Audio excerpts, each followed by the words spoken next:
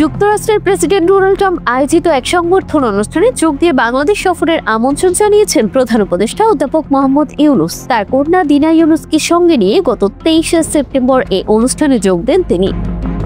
সংবর্ধনা অনুষ্ঠানটি অনুষ্ঠিত হয় যুক্তরাষ্ট্রে, যেখানে বিশ্ব নেতাদের অংশগ্রহণ ছিল উল্লেখযোগ্য। এই সময় প্রধান উপদেষ্টা অধ্যাপক মোহাম্মদ ইউনূস প্রেসিডেন্ট ট্রাম্পকে সুবিধাজনক সময় বাংলাদেশ সফরের আমন্ত্রণ জানান। তিনি আশা প্রকাশ করেন ট্রাম্পের এই সফর দুই দেশের দ্বিপাক্ষিক সম্পর্ককে আরো সুদৃঢ় ও অর্থবহ করে তুলবে। অনুষ্ঠানে প্রধান উপদেষ্টা অধ্যাপক ইউনূস ও তার কন্যার সঙ্গে প্রেসিডেন্ট ডোনাল্ড ট্রাম্প এবং ফার্স্ট লেডি মেলানিয়া ট্রাম্প ছবি তোলেন। সেই ছবি পরে প্রধান উপদেষ্টার ভেরিফাইড ফেসবুক পেজে প্রকাশ করা হয়, যা সামাজিক যোগাযোগ মাধ্যমে ব্যাপক আলোচনার জন্ম দেয়।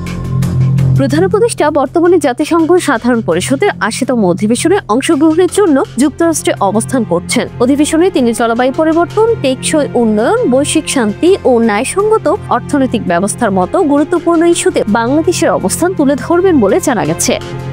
বাংলাদেশ সফরের আমন্ত্রণের বিষয়টি কূটনৈতিক মহলে আলোচনার জন্ম দিয়েছে। বিশ্লেষকরা বলছেন, ট্রাম্পের বাংলাদেশ সফর হলে তা হবে ঐতিহাসিক, যা শুধু রাজনৈতিক নয়, অর্থনৈতিক ও কৌশলগত সম্পর্ক উন্নয়নেও গুরুত্বপূর্ণ ভূমিকা রাখবে।